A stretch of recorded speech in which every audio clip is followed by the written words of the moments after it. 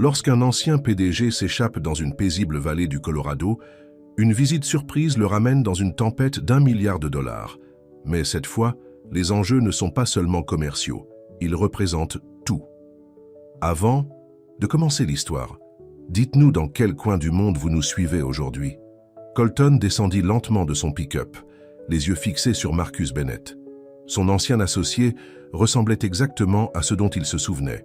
Costume, coûteux, cheveux parfaitement coiffés, confiance irradiant de chaque pore. C'est un endroit plutôt particulier que vous avez ici, lança Marcus, faisant un geste vers la ferme et les terres environnantes. Un peu rustique à mon goût, mais charmant à sa manière. « Que faites-vous ici, Marcus » demanda Colton en s'approchant du Porsche. Marcus sourit, le même sourire qu'il utilisait pour conclure des accords de plusieurs millions de dollars. « Vous ne répondiez pas à mes appels. J'ai pensé qu'une conversation en face à face serait plus productive. Vous avez pris l'avion jusqu'au Colorado pour me parler ?» Colton ne put cacher son incrédulité. Pour une société de 2 milliards de dollars, oui. Le sourire de Marcus s'estompa. « Nous devons parler, Colton. Dedans, de préférence. J'en ai assez de cette nature. Pour une journée. » À contre-cœur, Colton conduisit Marcus dans sa maison. Il était parfaitement conscient à quel point sa maison avait l'air différente maintenant, comparée à son élégant penthouse de Chicago. Les meubles usés, la décoration simple, la boue sur le sol provenant de ses bottes de travail. Marcus observa le tout avec un dédain à peine dissimulé. Voilà à quoi ressemble le fond du gouffre pour Colton Hayes. « Ce n'est pas le fond du gouffre, » dit fermement Colton. « C'est exactement là où je veux être. » Marcus rit. Bien sûr, le grand Colton Hayes, réduit à jouer les fermiers. « Allez, vous ne pouvez pas être sérieux au sujet de cette vie. Je n'ai jamais été aussi sérieux au sujet de quoi que ce soit. » répondit Colton. « Maintenant, que voulez-vous » Marcus s'assit à la table de la cuisine sans y être invité. « Je vous veux de retour chez Hayes & Bennett. L'entreprise est en difficulté sans vous. Les clients partent, le moral du personnel est au plus bas. Cela ressemble à un problème de gestion, dit Colton, restant debout. Pas mon problème. C'est votre problème, insista Marcus. C'est aussi votre entreprise. Votre nom est toujours sur la porte. Vous m'avez clairement fait comprendre que ce n'était plus mon entreprise lorsque vous m'avez évincé, lui rappela Colton. Marcus eut la décence de paraître mal à l'aise. C'était une erreur. Le conseil d'administration a réagi de manière excessive. Nous l'avons tous fait. Et maintenant que vous subissez les conséquences, vous voulez que je revienne et que je répare tout, dit platement Colton. Je veux que nous le réparions ensemble, corrigea Marcus. Comme partenaires. Comme nous étions toujours censés l'être. Colton secoua la tête. Nous n'avons jamais été partenaires, Marcus. Pas vraiment. Vous avez toujours cherché des moyens de vous en sortir, peu importe sur qui vous deviez marcher. C'est le monde des affaires, dit Marcus en haussant les épaules. Vous compreniez ça avant. Peut-être que oui, admit Colton, mais je ne veux plus être cette personne. Marcus l'étudia. Est-ce à cause de la crise cardiaque?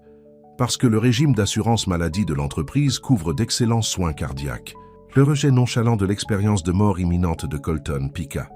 Il s'agit de vivre une vie qui a du sens, dit Colton. De se réveiller chaque jour et de faire un travail en lequel je crois. Et en quoi croyez-vous exactement maintenant? Demanda Marcus en faisant un geste autour de la cuisine simple. La terre? Avant que Colton ne puisse répondre, ils entendirent un véhicule approcher. Par la fenêtre, Colton vit le pick-up de Lila arriver. Marcus remarqua sa réaction. « Ah, ce doit être la célèbre Lila Monroe. J'avais hâte de la rencontrer. » Colton se dirigea vers la porte. « Attendez ici. » Mais Marcus le suivait déjà. Sur le porche, Lila sortait de son pick-up, une expression confuse sur le visage, alors qu'elle remarquait la voiture de luxe et l'étranger en costume. « Lila » appela Colton. « Je ne t'attendais pas. » Elle s'approcha prudemment. « Je passais par là et j'ai vu la voiture. J'ai pensé que je devrais vérifier si tout allait bien. »« Tout va bien », l'assura Colton. « C'est Marcus Bennett, mon ancien associé. »« Marcus, voici Lila Monroe. » Marcus fit un pas en avant, la main tendue. « Enchanté de vous rencontrer, mademoiselle Monroe. J'ai tellement entendu parler de vous. » Lila lui serra brièvement la main. Son expression était réservée. « Drôle, je n'ai pas beaucoup entendu parler de vous. » Marcus rit. « Eh bien, Colton a toujours été sélectif quant aux détails qu'il partage. La remarque piquante ne passa pas inaperçue. Lila regarda Colton, qui avait l'air mal à l'aise. « Je devrais y aller, » dit-elle. « Vous laissez vous rattraper. »« Non, » dit rapidement Colton. « Reste, s'il te plaît. » Marcus partait juste. Marcus leva un sourcil. « Partais-je ? Nous n'avons pas terminé notre discussion. »« Si, nous l'avons fait, » dit fermement Colton. « Je ne reviens pas, Marcus. Ni maintenant, ni jamais. Trouve quelqu'un d'autre pour sauver l'entreprise. » La façade agréable de Marcus se fissura légèrement. Ce n'est pas si simple, et vous le savez. Nous perdons le compte Westfield. Cela représente 30% de notre chiffre d'affaires annuel. Alors, vous feriez mieux de commencer à passer des appels, répondit Colton. Je suis sûr qu'il y a beaucoup de dirigeants talentueux qui sauteraient sur l'occasion de me remplacer. La tension entre les deux hommes était palpable. Lila bougea mal à l'aise, se sentant clairement prise au milieu de quelque chose qu'elle ne comprenait pas entièrement. « Je vais vous laisser de l'espace », dit-elle en se retournant pour partir. « Attends », appela Colton après elle. Il se tourna vers Marcus. « On a fini ici. J'ai des projets avec Lila. » Marcus les regarda, un éclair calculateur dans les yeux. « Des projets ? Ne me dis pas que tu es vraiment sérieux au sujet de cet arrangement. » Marcus, avertit Colton. Mais Marcus continua, se concentrant, maintenant sur Lila. Vous a-t-il parlé de sa vie à Chicago? Le penthouse, le yacht, le jet privé? Une partie, répondit prudemment Lila. Et vous a-t-il dit pourquoi il est vraiment parti? Pressa Marcus. Ce n'était pas seulement une question de santé ou de se trouver soi-même. Il s'agissait de fuir ses responsabilités. Ça suffit, dit sèchement Colton. Marcus l'ignora. Il avait une entreprise à gérer, des gens qui dépendaient de lui. Mais quand les choses se sont corsées, il s'est enfui. Il a laissé les autres gérer le désastre. Lila regarda Colton, des questions dans les yeux. Est-ce vrai? Avant que Colton ne puisse répondre, Marcus utilisa son avantage. Demandez-lui au sujet du personnel qui est licencié. Demandez-lui au sujet des promesses qu'il a faites aux gens qui lui ont fait confiance. Arrête, dit Colton, sa voix dangereusement calme. Tu n'as pas le droit de venir ici et de raconter ta version des événements. Tu m'as évincé, tu te souviens? Tu as convoqué une réunion du conseil d'administration dans mon dos. Tu as rassemblé les voix pour me destituer. Marcus eut la grâce de paraître légèrement gêné.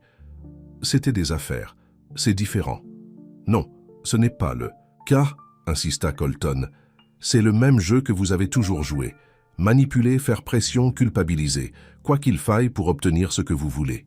Les deux hommes se regardèrent, des années de partenariat et de trahison flottant dans l'air entre eux.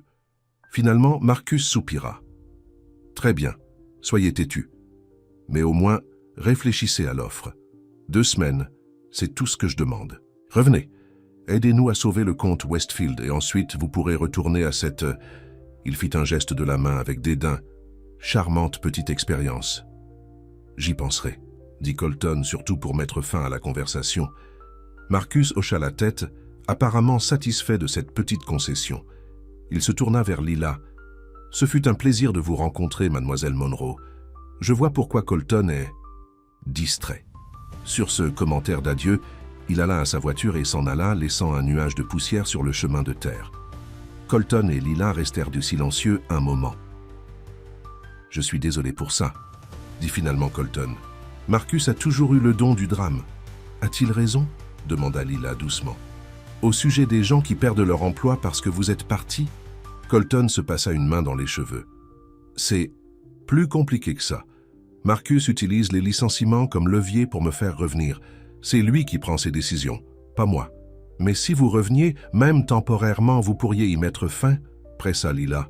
« Peut-être, » admit Colton. « Probablement, mais cela ne résoudrait pas les problèmes sous-jacents de l'entreprise. » Lila hocha la tête lentement. « Je suis passé pour te dire quelque chose. J'ai réfléchi à ta proposition à venir à Chicago avec toi. » Colton sentit son rythme cardiaque s'accélérer. « Et je pense que je devrais, » dit Lila, « ne serait-ce que pour voir cet autre aspect de ta vie, pour comprendre qui tu es vraiment. » Un soulagement envahit Colton. « Vraiment? Tu viendras? » « À une condition, » dit Lila, son expression sérieuse. « Plus de secrets, plus de demi-vérités. J'ai besoin de tout savoir, Colton, le bon et le mauvais. Plus de secrets, convint Colton. « Je le promets. » Il lui prit la main, et cette fois, elle le laissa la prendre. Ils se tenaient ensemble sur son porche, regardant la vallée, qui s'étendait devant eux, tous deux contemplant le voyage qui les attendait. « Quand partirons-nous » demanda Lila. « Si je dois empêcher ces licenciements, nous devrions partir dès que possible, dit Colton. « Peux-tu être prête demain » Lila prit une profonde inspiration. « C'est rapide. Mais oui, je peux prendre des dispositions. » Pour la crèche, Pete et sa fille peuvent s'occuper des choses pendant quelques semaines. Ce soir-là, après que Lila soit partie pour préparer leur voyage, Colton s'assit sur son porche, observant les étoiles émerger une par une. Il pensa à la visite de Marcus, à l'entreprise qu'il avait laissée derrière lui, aux gens qui pourraient perdre leur emploi s'ils ne retournaient pas. Mais surtout, il pensa à Lila, à son accord pour venir avec lui, pour voir le monde qu'il avait laissé derrière lui. Cela le remplissait à la fois d'excitation et d'appréhension. Que penserait-elle de Chicago, de son ancienne vie, de la personne qu'il était? Le lendemain matin, Colton fit une petite valise avec les quelques vêtements de ville qu'il avait gardés. Des costumes qui semblaient maintenant raides et formels, après des mois de jeans et de flanelle. Il regarda autour de sa ferme, surpris de voir à quel point elle ressemblait à un chez-soi après si peu de temps. Il alla chez Lila pour la prendre, la trouvant sur le porche avec une seule valise et une expression nerveuse. « Prête ?» demanda-t-il, en descendant de son pick-up. « Autant que je puisse l'être », répondit Lila. Elle avait l'air différente. Elle s'était attachée les cheveux et portait une robe simple au lieu de ses vêtements de travail habituels. Mais elle portait toujours ses bottes de travail, un détail qui fit sourire Colton. « Tu es magnifique », dit-il. Lila leva les yeux au ciel, mais il put voir qu'elle était satisfaite. « Ne t'habitue pas, c'est aussi habillé que je le sois. » Ils se rendirent au petit aéroport régional où Colton avait organisé un avion privé, un vestige de son ancienne vie qu'il avait utilisé pour ce voyage. « Un jet privé ?» demanda Lila en approchant du petit Gulfstream. « Sérieusement ? C'était le moyen le plus rapide, » expliqua Colton. « Et je ne pensais pas que tu aimerais passer 6 heures dans une voiture avec moi. » Lila regarda l'avion avec un mélange d'émerveillement et de malaise. « Je n'ai jamais volé en privé auparavant. Ce n'est que du transport, » assura Colton. « Un peu plus confortable que la classe économique, c'est tout. » Mais alors qu'ils embarquaient, et que Lila admirait l'intérieur luxueux, les sièges en cuir moelleux, le bar entièrement approvisionné, Colton put voir qu'elle réalisait à quel point leur monde était différent. « C'est comme ça. »« Que vous voyagiez tout le temps ?» demanda-t-elle en s'installant sur l'un des sièges. « Pour les affaires, oui. » Joe admit Colton. « Quand le temps était de l'argent. Et maintenant ?» demanda Lila.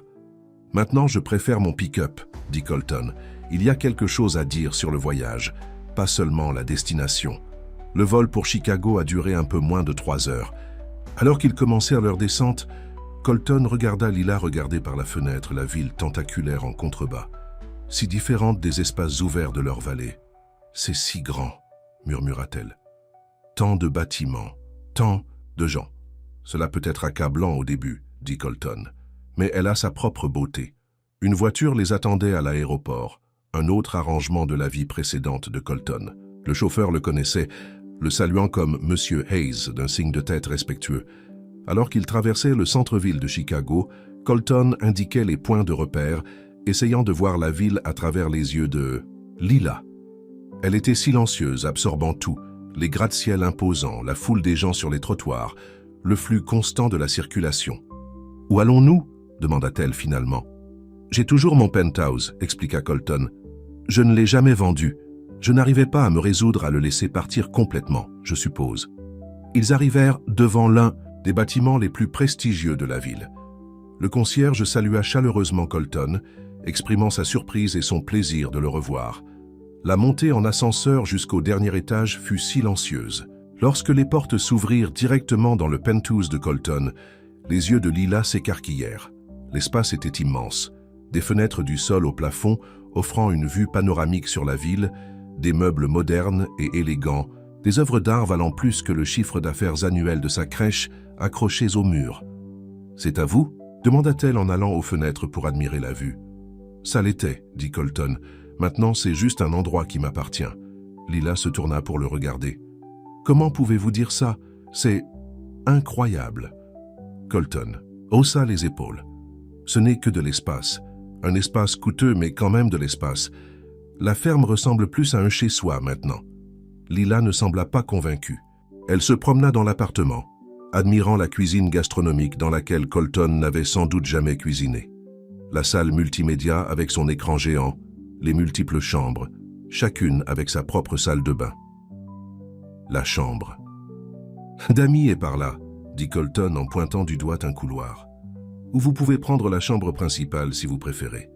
Je peux dormir dans une des autres. La chambre d'Ami ira bien », dit rapidement Lila.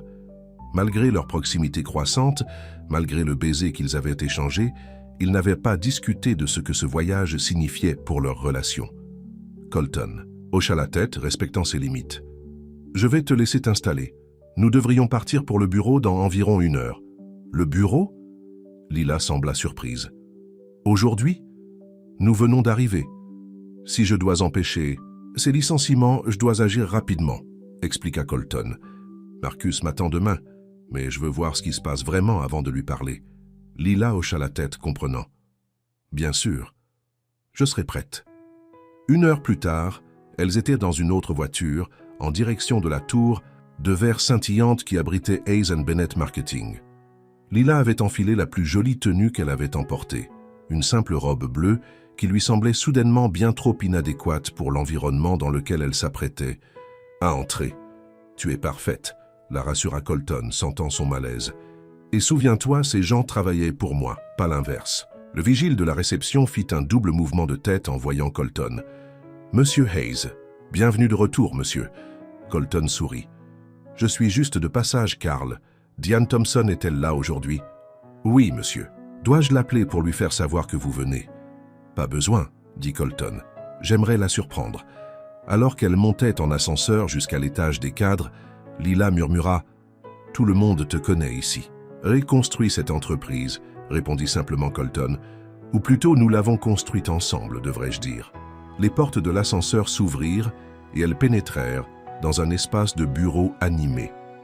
Les têtes se retournèrent lorsque les gens reconnurent Colton, les chuchotements se répandant rapidement. Une jeune assistante faillit laisser tomber son café en le voyant. « Monsieur Hayes !» s'exclama-t-elle. « Nous ne savions pas que vous veniez. Aujourd'hui !»« Bonjour Jennifer !» la salua chaleureusement Colton. « Diane est-elle dans son bureau ?»« Oui, monsieur. Elle a une réunion avec les RH au sujet des... Jennifer s'interrompit, regardant Lila avec malaise. « Des licenciements ?» compléta Colton. « C'est pour ça que je suis là. » Il guida Lila à travers le bureau, saluant et échangeant quelques mots avec les employés. Lila pouvait voir le respect dans leurs yeux, la manière dont ils se redressaient lorsqu'ils s'approchaient.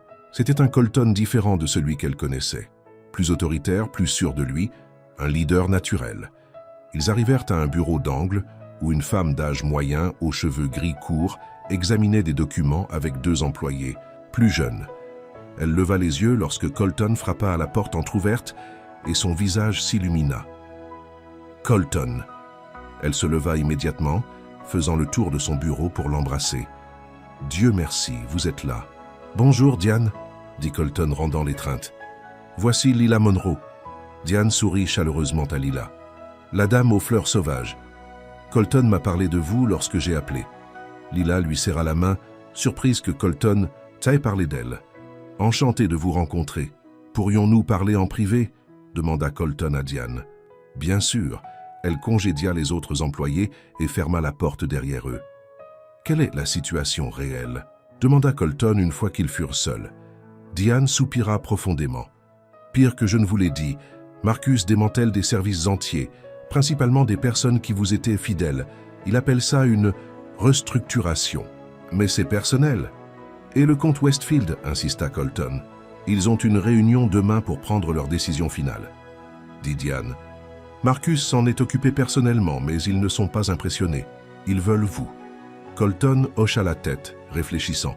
« Qui d'autre sait que je suis là ?»« Personne encore, » dit Diane. « Mais les nouvelles ?»« Voyage vite dans ce bâtiment. Bien, je veux parler à certains membres de l'équipe avant de voir Marcus. » Colton se tourna vers Lila. « Ça vous dérange si nous restons un peu plus longtemps? J'ai besoin de mieux comprendre ce qui se passe. » « Bien sûr que non, » dit Lila. « C'est pour ça qu'on est venu. Pendant les quelques heures suivantes, Colton rencontra divers membres de l'équipe, écoutant leurs préoccupations, évaluant les dégâts causés par Marcus en son absence.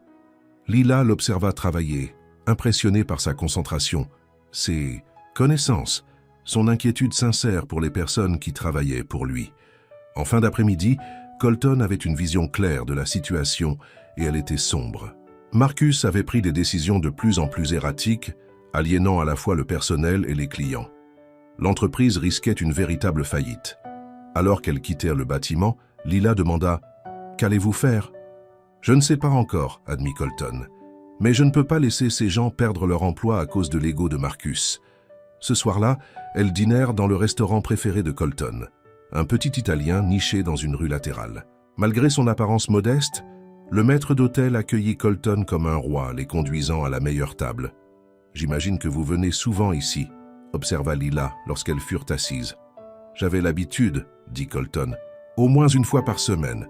Les meilleures pâtes de la ville. » Elles commandèrent du vin et Colton observa Lila apprécier le cadre élégant, les clients bien habillés, la subtile démonstration de richesse et de statut. « C'est un monde différent, » dit-elle doucement. « Oui et non, » répondit Colton. « Les gens restent des gens peu importe où ils dînent. » Lila sourit à cela. « C'est vrai, mais je parie que la plupart d'entre eux n'ont jamais eu de terre sous les ongles. C'est leur perte, » dit Colton, tendant la main pour prendre la sienne.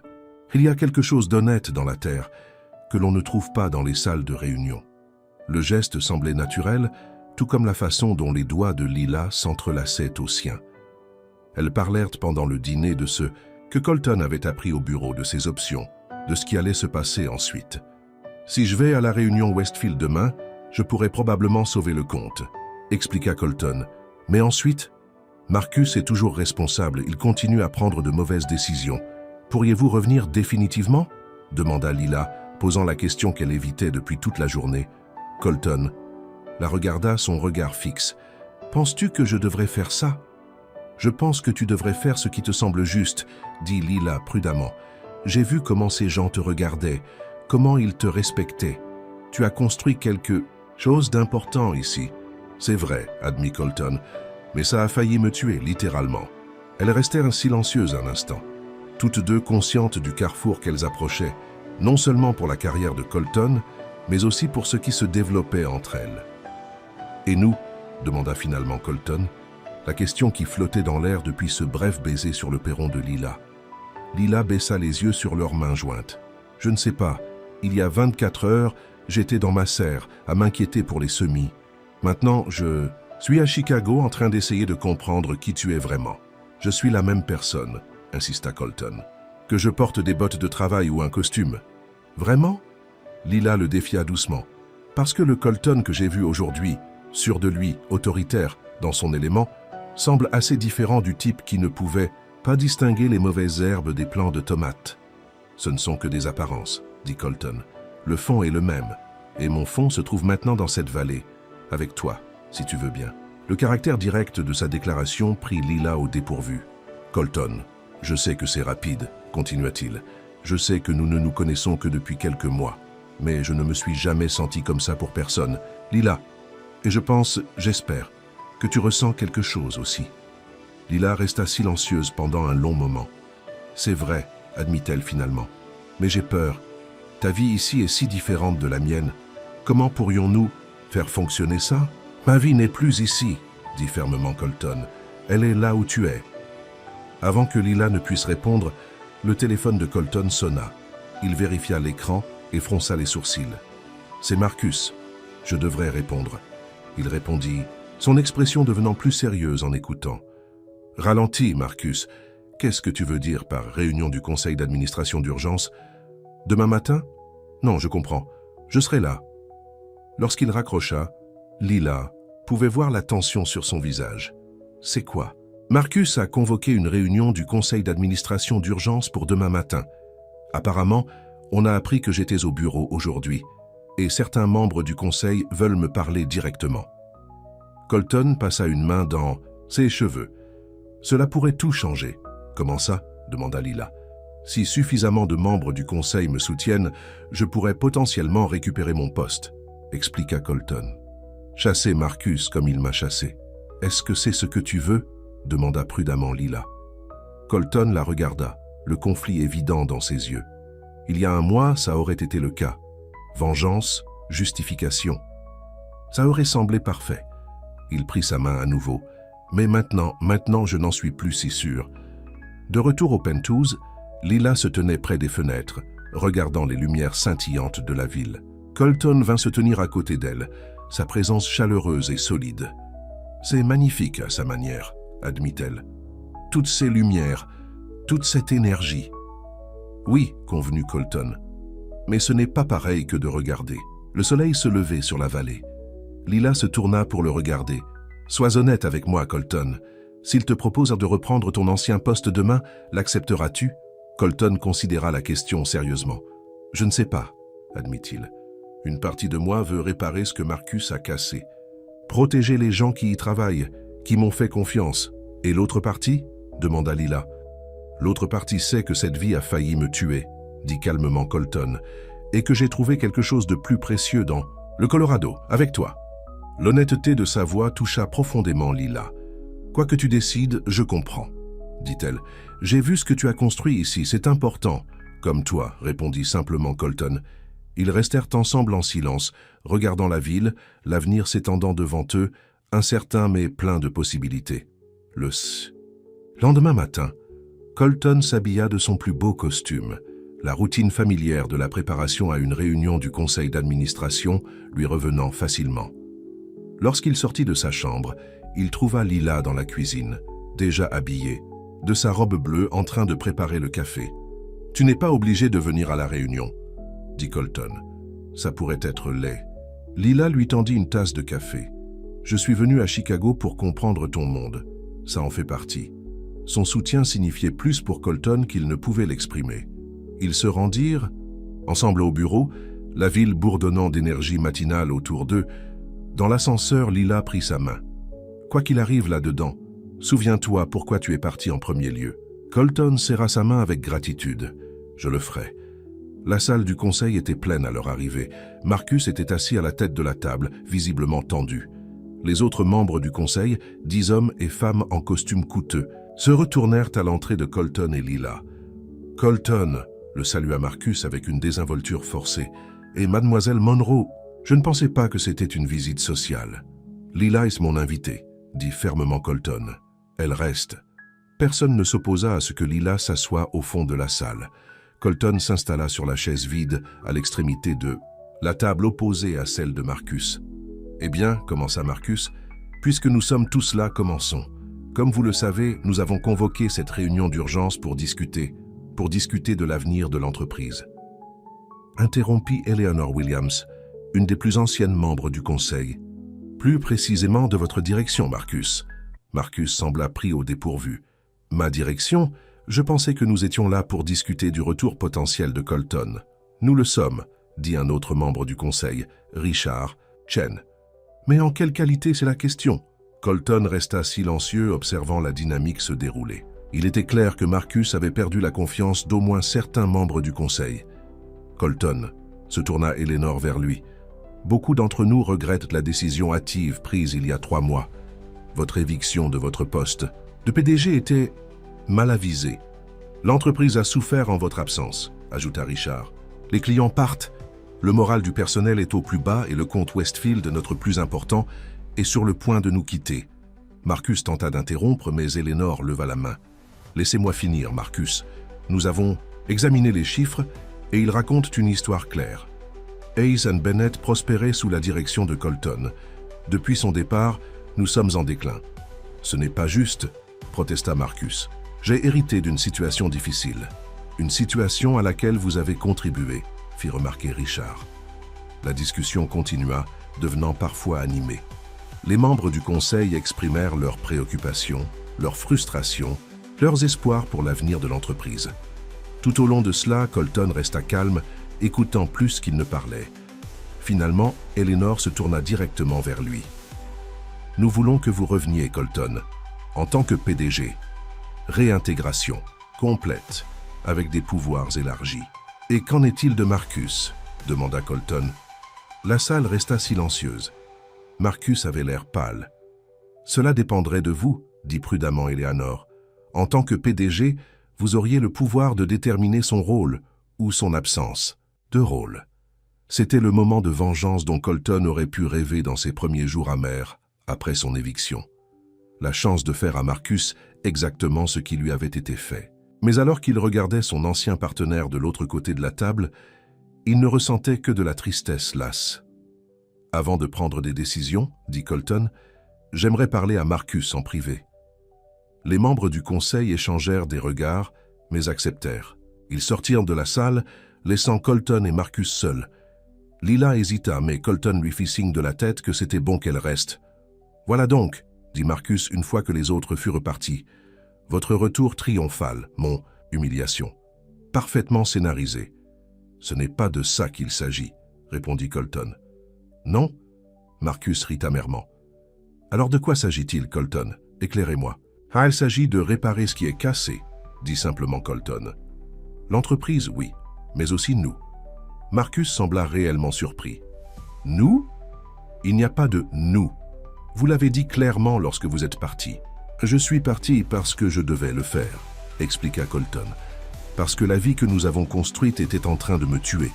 Mais cela n'efface pas 20 ans d'amitié, de partenariat. » Pour la première fois, Marcus sembla se dégonfler, la bravade disparaissant. « Que veux-tu de moi, Colton ?»« La vérité, » dit Colton. « Pourquoi m'as-tu poussé dehors ? Vraiment ?» Marcus resta silencieux pendant un long moment. « Parce que j'étais jaloux, » admit-il finalement. « Tu étais le visage de l'entreprise, celui que tout le monde respectait, celui que les clients demandaient par leur nom. J'étais juste là. L'honnêteté était inattendue. Nous avons construit cette entreprise ensemble, lui rappela Colton. Vos contributions étaient aussi précieuses que les miennes, mais pas aussi visibles, dit Marcus, pas aussi célébrées. Lorsque tu as fait ta crise cardiaque, j'ai vu une occasion de sortir enfin de ton ombre. » Il hocha la tête, et j'ai échoué lamentablement depuis. Colton ne s'attendait pas à cette vulnérabilité de la part de Marcus, à cet aveu de faiblesse. « Alors, que se passe-t-il maintenant ?» demanda Marcus. « Tu prends mon travail, je vide mon bureau. » Colton regarda Lila, qui avait suivi l'échange en silence. Sa présence lui rappelait tout ce qu'il avait trouvé dans le Colorado, tout ce qu'il risquait de perdre s'il retournait à sa vieille vie. « Non, » dit finalement Colton. « Ce n'est pas ce qui se passe. » Marcus sembla confus. « Non, je ne reviens pas, Marcus, » dit Colton. « Pas définitivement. J'aiderai à stabiliser l'entreprise, à sécuriser le compte Westfield, à rassurer le personnel. Mais ma vie n'est plus ici. » Marcus le regarda fixement. « Tu refuses le poste de PDG, après tout ce qui s'est passé? »« Oui, » confirma Colton. « Mais j'ai une contre-proposition, une voie à suivre qui pourrait convenir à tout le monde. » Pendant l'heure qui suivit, Colton exposa sa vision.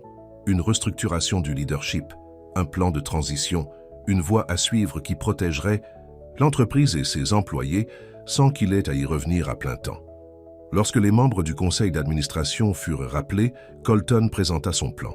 Il y eut des discussions, des négociations, des compromis. Mais en début d'après-midi, un accord fut trouvé. Colton redeviendrait président du conseil d'administration, un poste qui lui permettrait d'orienter la direction de l'entreprise sans être impliqué dans les opérations quotidiennes. Marcus resterait PDG, mais avec une surveillance accrue et une équipe de direction restructurée. Alors qu'il terminait, Colton ajouta une dernière condition. « Je travaillerai à distance, depuis le Colorado. Je viendrai à Chicago pour les réunions trimestrielles du conseil et les présentations importantes aux clients. Mais sinon, ma vie est là maintenant. » Les membres du conseil échangèrent des regards, mais personne ne fit d'objection. L'arrangement était inhabituel, mais pas inconnu. En quittant la salle du conseil, Marcus s'approcha de Colton et Lila. « Pourquoi ?» demanda-t-il simplement. « Tu aurais pu tout reprendre. Pourquoi ne l'as-tu pas fait ?» Colton regarda Lila puis Marcus. « Parce que j'ai trouvé quelque chose de plus important que la victoire. » Marcus suivit son regard vers Lila et sembla comprendre. « Elle doit être assez spéciale. » « Elle l'est, » admit Colton. « Et il en est de même pour la vie que nous construisons. » Plus tard dans la soirée, alors qu'ils faisaient leur bagage pour retourner au Colorado le lendemain, Lila regarda Colton s'agiter dans le penthouse, remarquant à quel point il se comportait différemment ici par rapport à la ferme. « Tu es sûr de ça ?» demanda-t-elle. Abandonner le poste de PDG, travailler à distance, c'est un grand changement par rapport à ce que tu as construit. Colton vint se placer devant elle. « Je suis sûr d'une chose, dit-il, prenant ses mains dans les siennes. Je veux une vie pleine de sens, avec un but, avec toi, si tu veux bien. » Lila leva les yeux vers lui, voyant les deux versions de Colton, le puissant dirigeant et l'homme qui avait appris à planter des tomates, et elle les aimait toutes les deux. « Je crois que je te veux bien, » dit-elle doucement.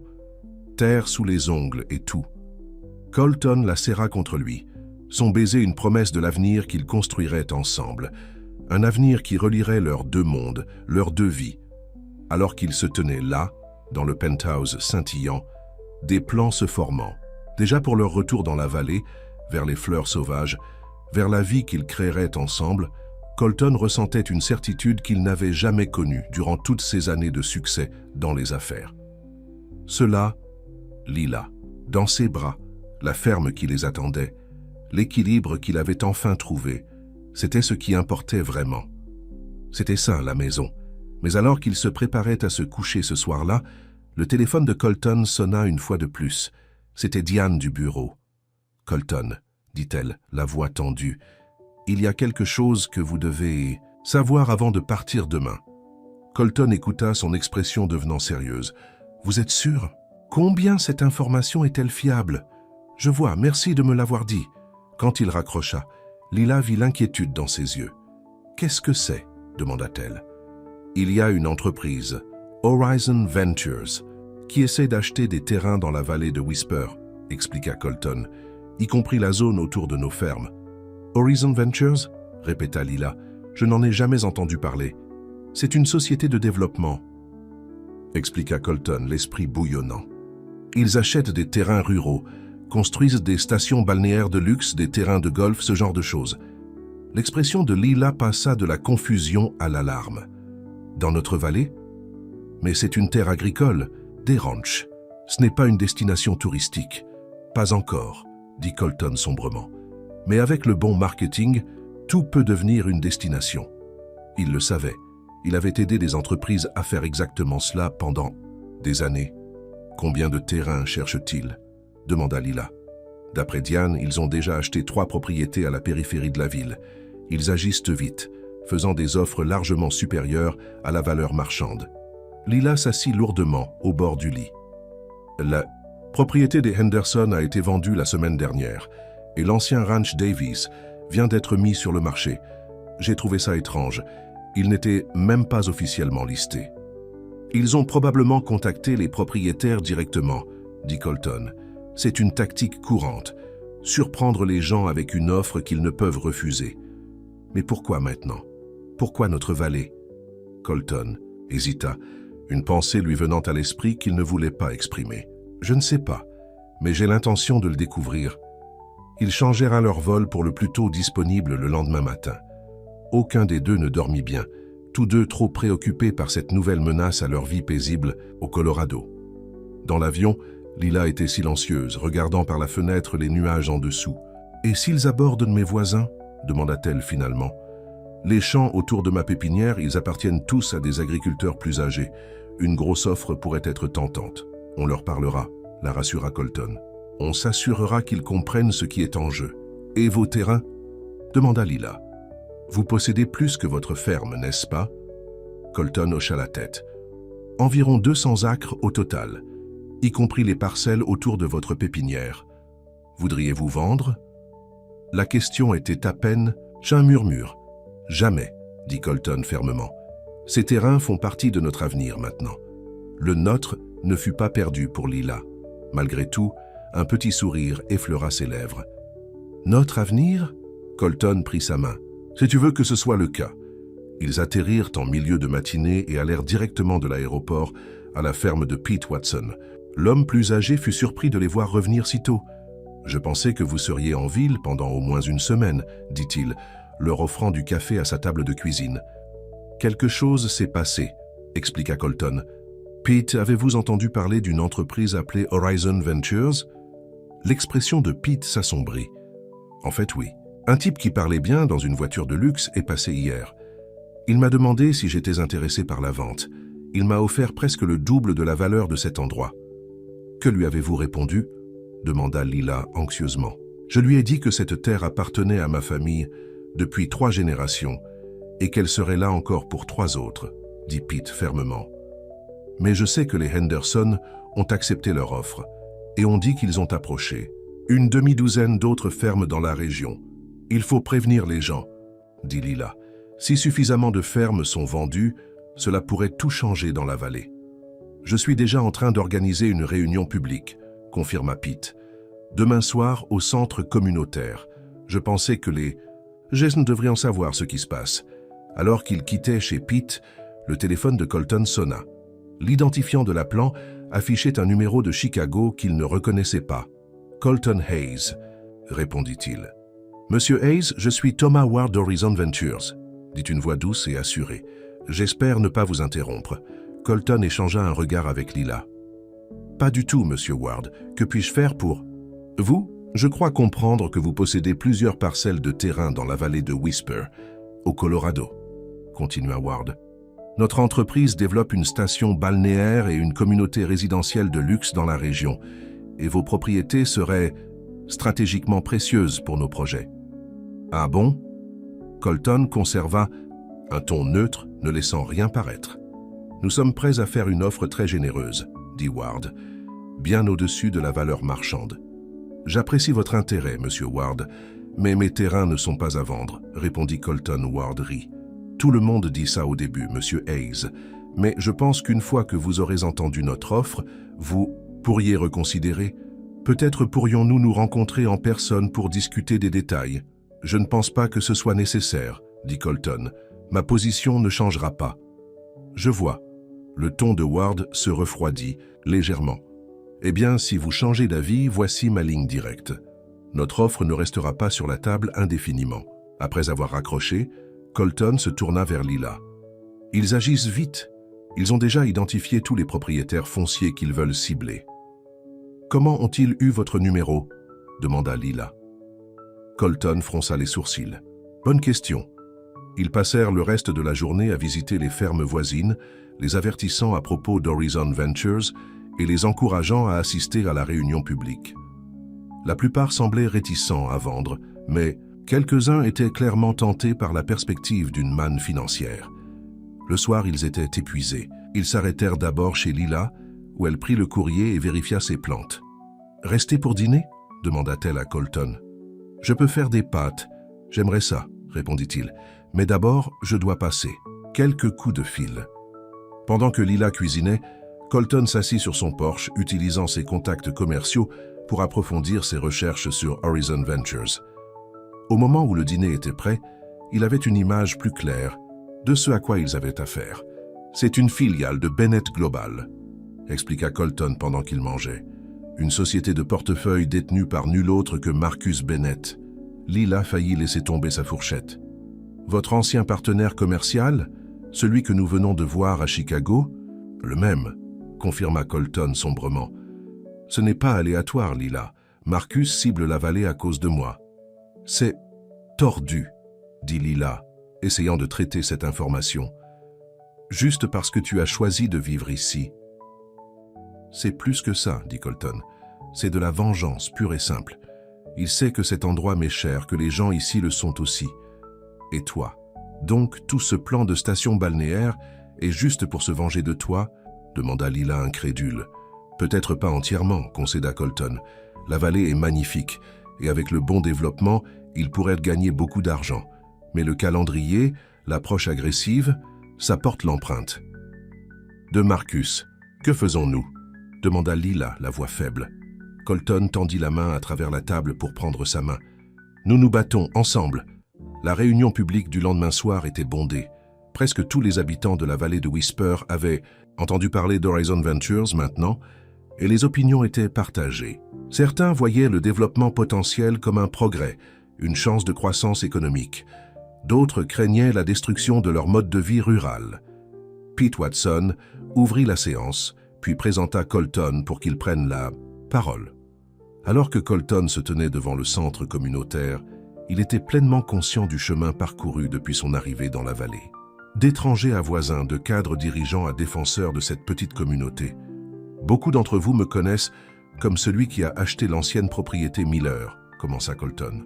Le citadin qui ne connaissait pas la différence entre un tracteur et une tondeuse à gazon. Cela provoqua quelques rires dans la foule. Ce que la plupart d'entre vous ne savent pas, c'est qu'avant d'arriver ici, j'étais le PDG de Hayes & Bennett Marketing, l'une des plus grandes entreprises de Chicago. J'ai laissé cette vie derrière moi pour des raisons qui semblaient claires à l'époque. J'étais stressé, surmené, malade. J'avais besoin de paix. Je l'ai trouvé ici, parmi vous tous. Colton fit une pause, regardant autour de lui les visages qui le regardaient. Ce que j'ai appris depuis mon arrivée, c'est que cette vallée n'est pas seulement belle, elle est spéciale. La communauté que vous avez construite, la façon dont vous vous soutenez mutuellement, l'équilibre que vous avez trouvé avec la terre, cela vaut la peine d'être protégé. Il expliqua ce qu'il avait découvert sur Horizon Ventures, sur leur lien avec Marcus Bennett, sur leur projet de développement touristique qui changerait à jamais le caractère de la vallée de Whisper. Mais voici ce que vous devez savoir, continua Colton.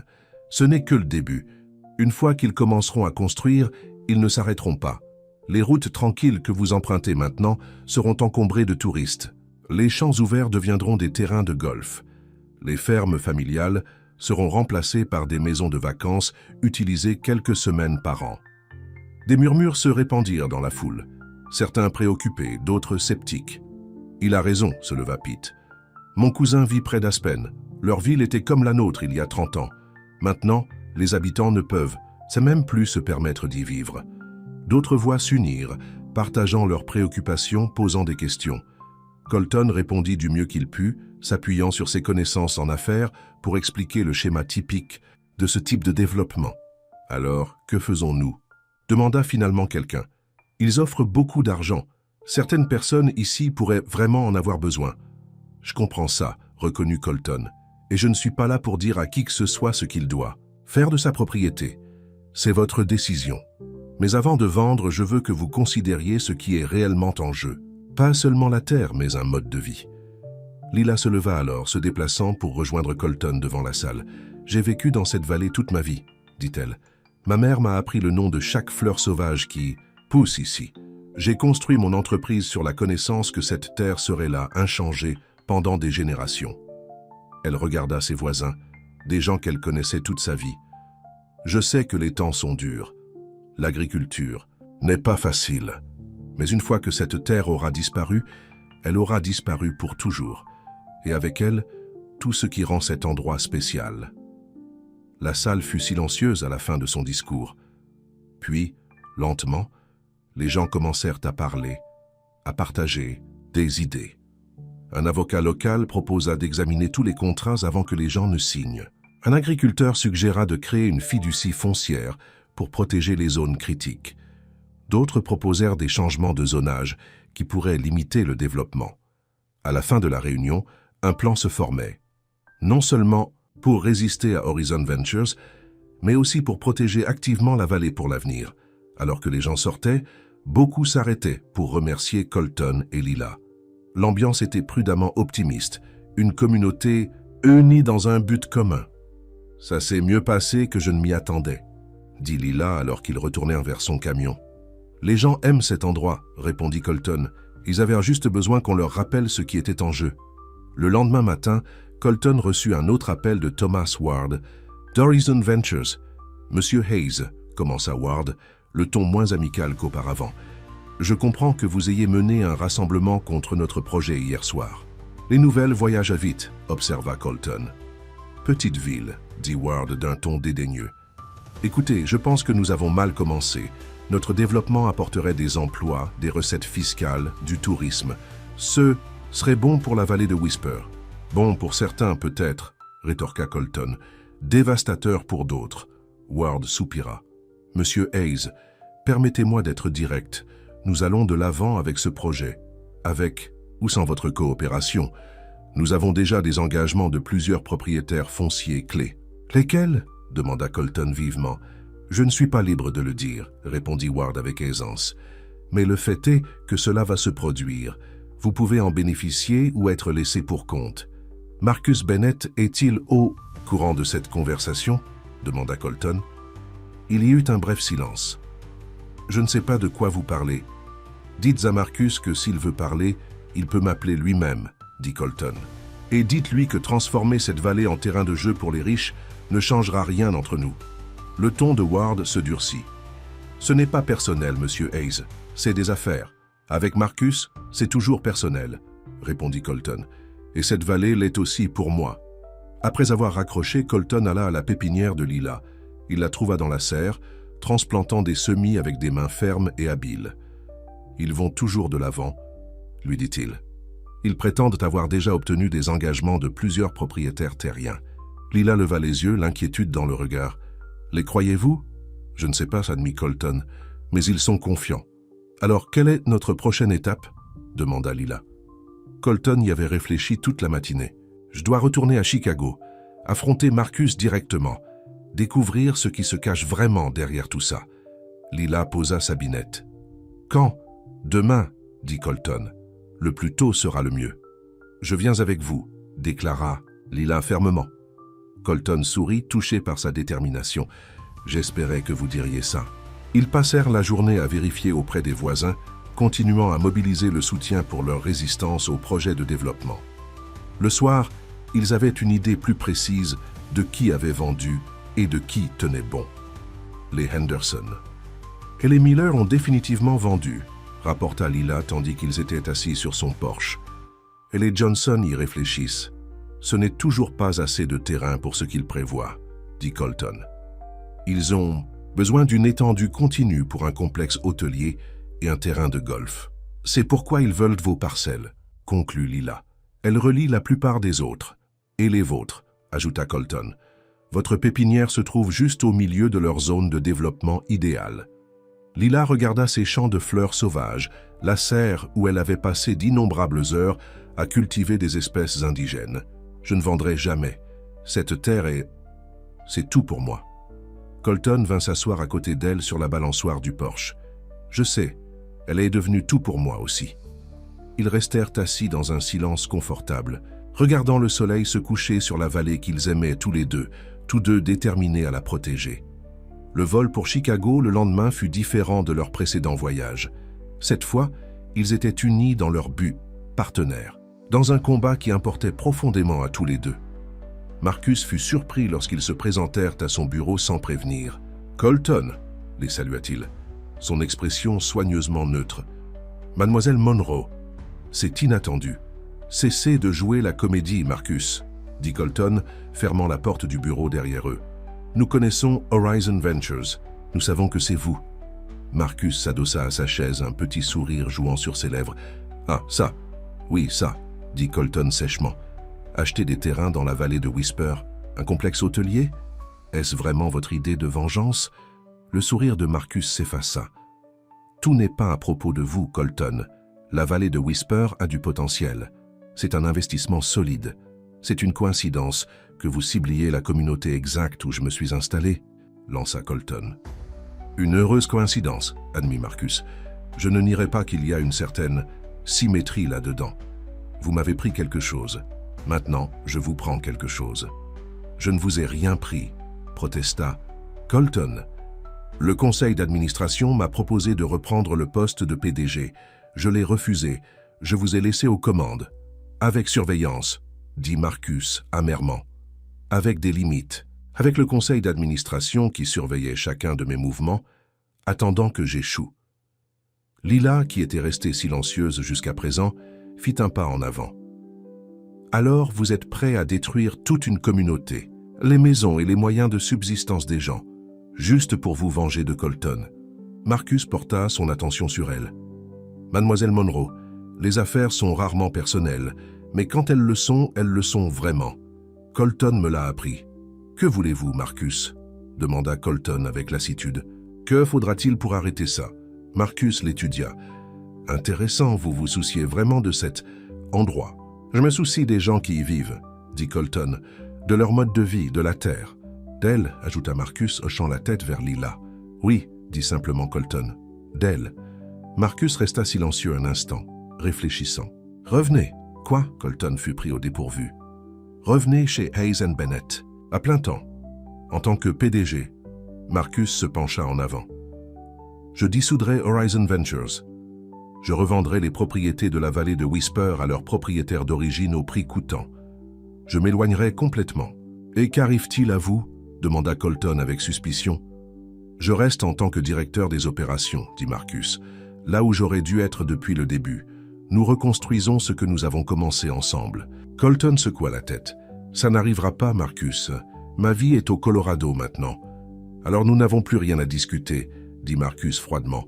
« Horizon Ventures suivra son cours. Nous commencerons les travaux dans 3 mois. » En quittant le bureau de Marcus, Lila put voir le conflit sur le visage de Colton. « Vous y réfléchissez, dit-elle doucement. « Non, répondit fermement Colton, pas une seconde, mais ça résoudrait tout, insista Lila. La vallée serait en sécurité. À quel prix? Demanda Colton. Ma vie? Notre avenir. Je n'ai pas quitté Chicago pour être ramené dès le premier signe de problème.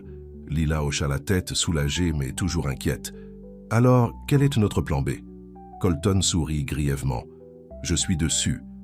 Ils s'enregistrèrent dans un hôtel du centre-ville, tous deux trop préoccupés pour profiter du luxe de la suite. Colton passa des heures au téléphone, parlant à ses contacts, tirant des ficelles, réclamant des faveurs. À minuit, il avait les prémices d'une stratégie. Marcus n'est pas le seul à avoir des ressources, dit-il à Lila alors, qu'ils étaient assis sur le balcon de l'hôtel, regardant les lumières de la ville. J'ai fait quelques appels. Je pense pouvoir le bloquer, mais ça va me demander tout ce que j'ai. Qu'est-ce que vous voulez dire? Demanda Lila. Financièrement, expliqua Colton. Je vais devoir liquider tout, cet hôtel, mon penthouse, mon portefeuille d'investissement. Tout. Pour faire quoi? Demanda Lila, surprise par l'ampleur de son engagement. Pour créer un fonds de terre, dit Colton, une entité juridique qui protégerait la vallée du développement, non seulement maintenant, mais pour toujours. Je peux racheter les propriétés qu'Horizon a déjà acquises, les ajouter aux parcelles que je possède et tout placer en fiducie. Lila le fixa. Vous feriez ça? Abandonner tout? Pas tout, dit Colton lui prenant la main. Juste des choses, de l'argent, des biens, les choses qui n'ont pas vraiment d'importance. Le lendemain matin, ils rencontrèrent l'avocat de Colton pour commencer le processus.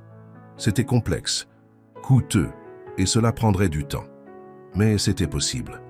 Le fonds aurait besoin d'un conseil d'administration de fiduciaires locaux, expliqua l'avocat. Des personnes engagées à préserver le caractère agricole de la vallée. Pete Watson, suggéra immédiatement Lila, et Sarah Miller du district de conservation. Il serait parfait. Et vous, ajouta Colton, votre connaissance des plantes indigènes, de l'écosystème local, serait inestimable. Lila parut surprise. Moi? Dans un conseil d'administration. Qui de mieux? Sourit Colton. Vous comprenez mieux que quiconque ce qui est en jeu. En quittant le cabinet de l'avocat, le téléphone de Colton sonna à nouveau. C'était Diane de Hayes & Bennett. Colton, vous devez venir ici, dit-elle avec urgence. Marcus a des problèmes, de gros problèmes. Quel genre de problèmes? Demanda Colton. Du genre SEC, répondit Diane. Ils sont là maintenant, en train d'examiner des documents. Quelque chose concernant des irrégularités financières avec Horizon Ventures. Colton et Lila se précipitèrent vers les bureaux de Hayes & Bennett, trouvant les lieux dans le chaos. Des hommes et des femmes en costume transportèrent des cartons de documents. Marcus était introuvable. Que s'est-il passé? Demanda Colton à Diane lorsqu'il la trouva. Marcus a utilisé les fonds de la société pour financer Horizon, expliqua-t-elle, en détournant de l'argent des comptes clients, en falsifiant les livres. Tout s'est effondré ce matin lorsque l'audit trimestriel a révélé des divergences. C'est grave? Demanda Colton. Grave, confirma Diane. Il pourrait faire face à des accusations criminelles. Et la société? Elle regarda autour d'elle le chaos.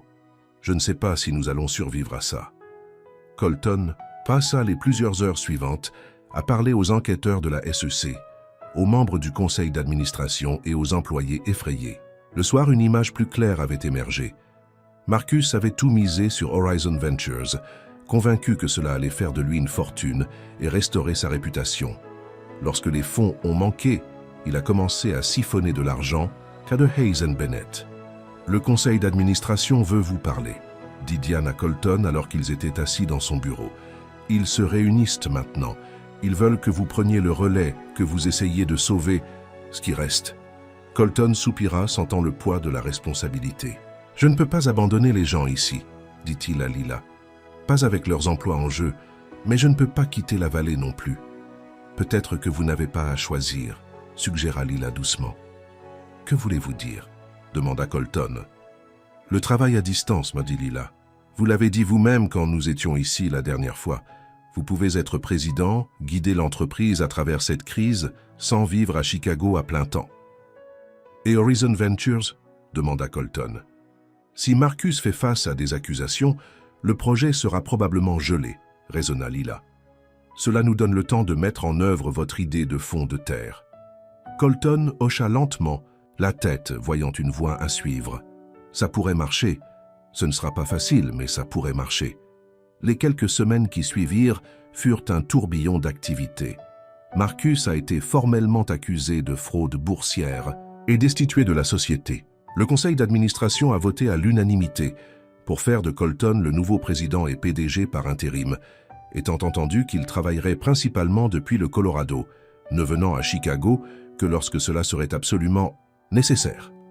Horizon Ventures a été placé sous séquestre, ses actifs gelés dans l'attente de l'issue de l'affaire Marcus. Les terrains qu'ils avaient achetés dans la vallée de Whisper étaient liés à des procédures judiciaires, mais les avocats de Colton étaient confiants qu'ils pourraient finalement les acquérir pour le fonds. Pendant tout ce temps, Lila était aux côtés de Colton, stable, pratique, offrant une perspective lorsque le drame des affaires menaçait de le consumer. « Souviens-toi pourquoi on fait ça », disait-elle quand il semblait dépassé. « Ce n'est pas à propos de Hayes & Bennett, ce n'est pas à propos de Marcus, c'est à propos de notre vallée. Notre vallée. » L'expression le centrait toujours, lui rappelait ce qui importait. Vraiment. Enfin, après des semaines de négociations, de batailles juridiques et de nuits blanches, Colton et Lila retournèrent au Colorado. Alors qu'ils traversèrent la vallée en direction de la pépinière de Lila, ils pouvaient voir des signes du printemps partout. Des fleurs sauvages commençant à fleurir dans les champs, des arbres bourgeonnant, une nouvelle vie émergeant après le long hiver. « On l'a fait », dit Lila doucement, regardant le paysage familier. « On l'a protégé. » Pour l'instant, mit en garde Colton. Le fond n'est pas encore finalisé. Il y aura d'autres défis.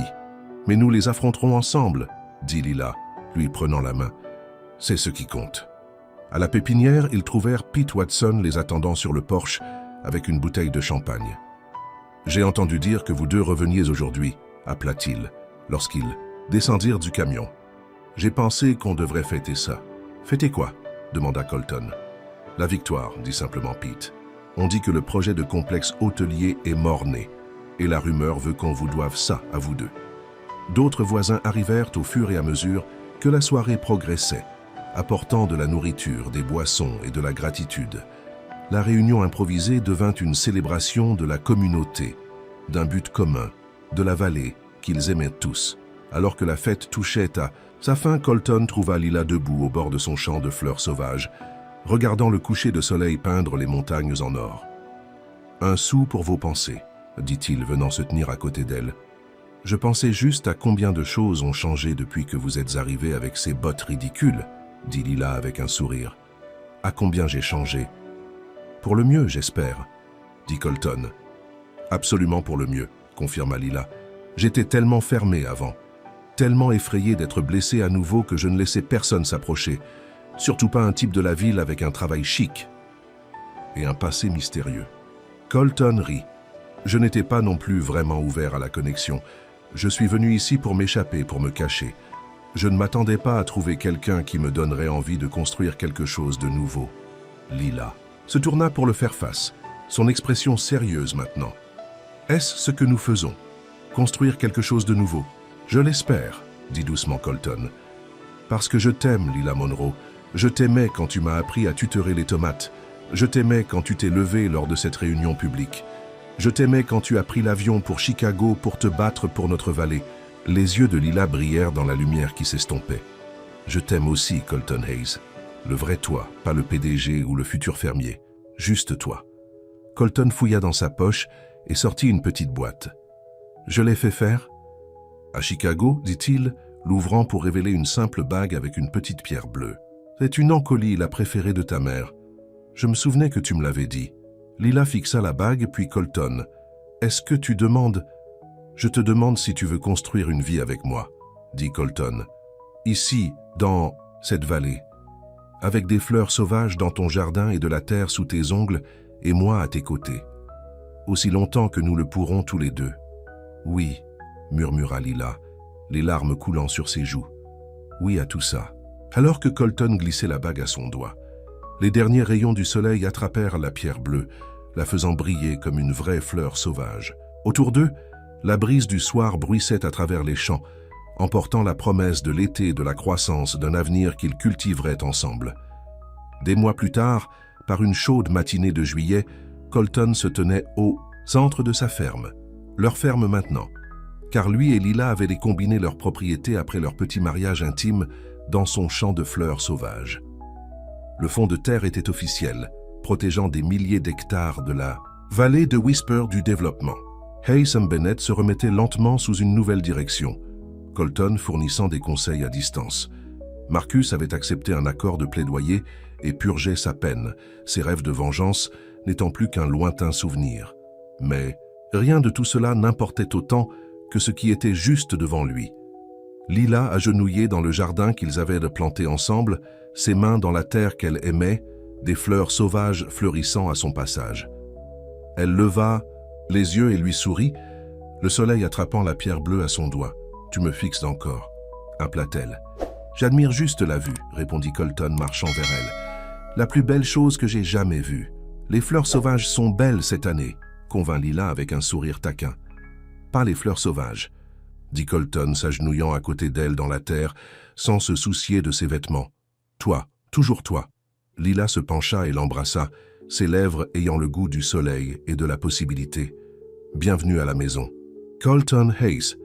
Et il était chez lui, vraiment chez lui, d'une manière qu'il n'avait jamais été auparavant, dans cette vallée, sur cette terre, avec cette femme qui lui avait appris que la croissance la plus précieuse ne se produisait pas dans les tours de verre ou les salles de conseil en marbre, mais dans le sol riche d'une vie vécue authentiquement. Ensemble, ils retournèrent à leur jardin, les mains entrelacées, plantant des graines pour les saisons à venir, des saisons qu'ils verraient côte à côte, tandis que les fleurs sauvages fleurissaient à leur passage.